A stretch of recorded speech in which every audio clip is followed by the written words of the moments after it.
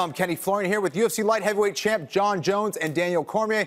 As you just saw, things got heated between these two at a media event in Las Vegas Monday morning to promote UFC 178. They have since flown to LA for this interview, but were asked to be separated.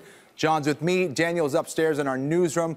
So here we are. Jon, let's start with you. You two have been going back and forth for a little while. Things have finally boiled over. What happened between you two? How did things get so crazy? You know what? Before I even get into the story, I want to start by apologizing to quite a few people. I want to apologize to MGM Grand Casino. I want to apologize to the fans at home who had to see that. I want to apologize to Dana and Lorenzo Fertitta. Basically, what happened was, you know, we were at the press conference earlier. Conor McGregor and his opponent, they get in each other's face, pretty close to each other, pretty heated. The atmosphere in the room was just pretty thick. I looked over at Cormier, and I could tell by his face that he felt, you know, he was feeling it emotionally. So I knew it was going to be a heated stare down. Right away, me and Daniel, we meet in the middle of the octagon, and no one stopped. Usually there's a little distance between fighters. I walked right up on him, he walked right up on me. I put my chin down, and our faces touched at that moment, which happens all the time. I mean, Chris Weidman and Anderson Silva darn near kissed, you know what I mean? Right. So it happens all the time. I just figured it was going to be a great photo op. It was going to get the fans really excited. I did not expect to get hit in the throat. When I got hit in the throat right away, I reacted off of sheer instinct. And as you can see, I ended up getting pulled off of him. All right, DC, is this what happened? Is this a case of two just alpha male fighters going at it? What happened here? Well, for me personally, it was kind of surprising because when Jon initially walked up in the back, you know, we shook hands. I introduced him to Selena. I didn't really know what to expect with going into this deal. But after the interaction in the back, I figured it would be pretty cordial. And then all day, you know, we're doing interviews and we're kind of doing our thing at the opposite end of the MGM Grand. And then when we get up on the stage, he comes up to me and he gets very close and he hits me with his forehead.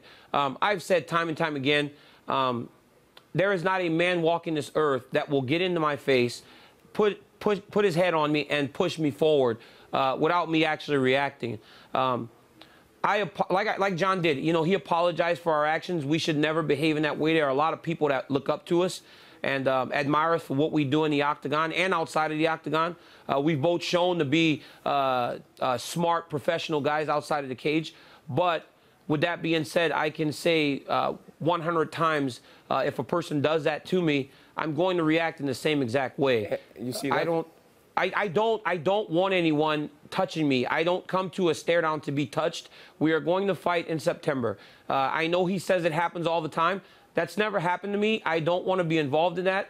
I don't want to be touched. I don't want another guy's head against mine pushing me forward. And I think it's disrespectful, and I'm not going to stand for being disrespected. You know, and that's where I would have to disagree. I mean, the video is very viral now, and you can see me and Daniel, we met each other halfway. I don't feel as if I initiated this thing at all. He walked up to me, I walked up to him, and our heads ended up touching. What I did not expect was the chop to the throat, and as you see, I had to deal with that. Did either of you guys get injured at all during the altercation? You're good, DC? No, I'm fine. Listen, we've done countless interviews, and his take on the situation has changed constantly. Before he actually admitted that he put his head down onto me and pushed me. And maybe I was wrong. Maybe I was wrong in thinking that he headbutted me and pushed me with his head. I did but not. He admitted, well, okay, but then you admitted to saying that you put your head down into me because I'm shorter, so to go eye to eye, you had to put your head down. Well, when your head down, when you push your head down to go eye to eye with me, Jon, I am telling you, it nudged me. That's why you got the reaction. I am telling you, Jon Jones. That sounds better. That's why you got the reaction. So whether or not that is how you intended it to come off, that is how I took it. You cannot control how I take things in that situation. Daniel, me and you met right in the middle. I wasn't stopping, you weren't stopping. We weren't. Exactly. We stopped once our heads made contact. Yeah, Jon, okay. Okay, Jon. Your head comes forward, bud. It's very clear your head comes forward. This is a very minuscule thing to talk about, to argue about. Well, DC, again, so you guys are going to fight September 27th, as you said. Does this fire you up that much more? Are you that much more fired up here to fight Jon Jones now? I don't need any more motivation to fight the #1 pound-for-pound fighter in the world. You know, I was already motivated for my opportunity to become the champion. It's upsetting, you know, because I've worked very hard in my life and in my career to get to where I am today.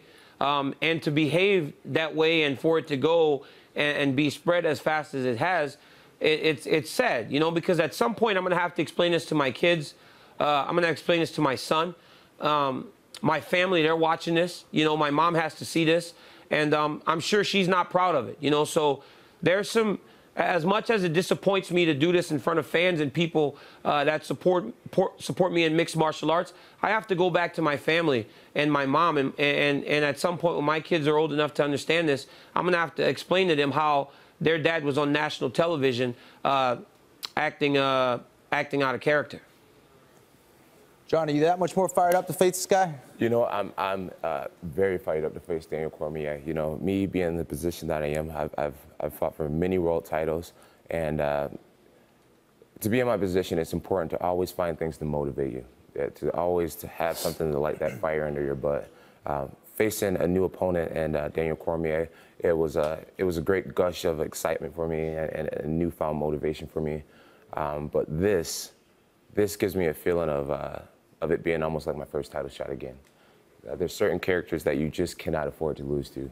Chael Sonnen, Rashad Evans, you know, my first shot against Mauricio Shogun Hua. These are some of the fights where my motivation was just at an all-time high.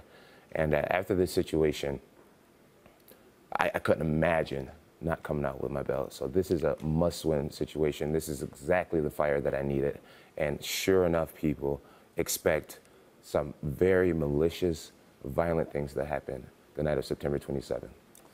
All right, well, fired up John Jones. And that's actually the beauty in it. You know, he said the motivation where he was most motivated was in his very first title fight. Well, it's my very first title fight. So that's my motivation, John. Good. You know, that's my motivation. Good. You can say that there are going to be malicious things happening September 27th. Yes. Hey, I embrace that. I embrace that. Bring it to me. Absolutely. Meet me in the center of that octagon and let's fight. You know that I am going to bring that to you. Then let's meet in the octagon and fight, John Jones. You know that I am going to bring that to you. I'm going to do everything in my power to make sure you never forget the night you stepped in the octagon with me. And you know what's going to be your sad reality is that everything in your power will not be enough because I'm still going to beat you. DC, I want to just clear a few things up. You know, there were some accusations that John Jones' manager, Malky Kawa, you know, may have hit you. It didn't seem like that to me. When I saw the video, it seemed like he was just trying to hold you back. Is that what happened? I saw him, but everything was moving so fast that initially I thought he did. I don't know. I mean, I really don't know. Looking at the footage, it doesn't seem like it. It's not something that I would expect him to do. I've met him on multiple occasions. I saw him once with his daughter. He seems like a very nice guy. Today he was very nice to me, so it's not something that I would expect him to do.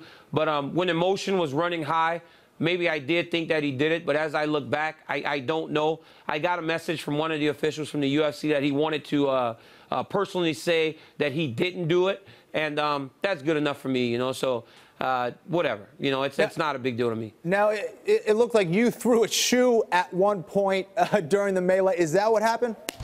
Yeah, man, you know, things were just going crazy. You know, I did. Again, that's not something I'm proud of, but, you know, throughout the whole thing, you know, there's a whole bunch of security. They threw us off the stage. You know, John and I are on top of you know, he's on top of me, trying to hit me. I'm holding him and trying to hit him. So, you know, it's a very emotionally charged situation that it wasn't over. You know, you cannot expect two guys that want to get at each other that much to just let it go immediately after. You know, and this took a long time to cool down. You know, as right now we're on this interview, I could have done this interview next to him. I mean, I don't know what would have set it off. It could have been a minor thing, and we would have started fighting in there. But we've calmed down. I know I have. But right in the aftermath of it, it didn't stop. And if within the next couple of hours we would have got around each other, seeing him today, you know, he won't accept anything, and I'm not going to either. So we probably would have got after each other again. So Yeah, I did. It was a very emotionally charged situation, and when the emotion is that high, you can't just switch it off because it takes a lot to get to that point. Well, to go back on the Malky Cowell situation, Malky and I, we've been working together for just under 4 years now. Me and Malky are like brothers. I can guarantee you that Malky did not hit Daniel Cormier. We talked about it several times. We watched the video several times, and that's exactly, that did not happen. What you saw in that video is someone grabbing Malky's arm, and Malky ripping his arm off of that person and pulling Daniel from under me and out of the situation. So just to clear the record on that, Malky did not hit you, Daniel.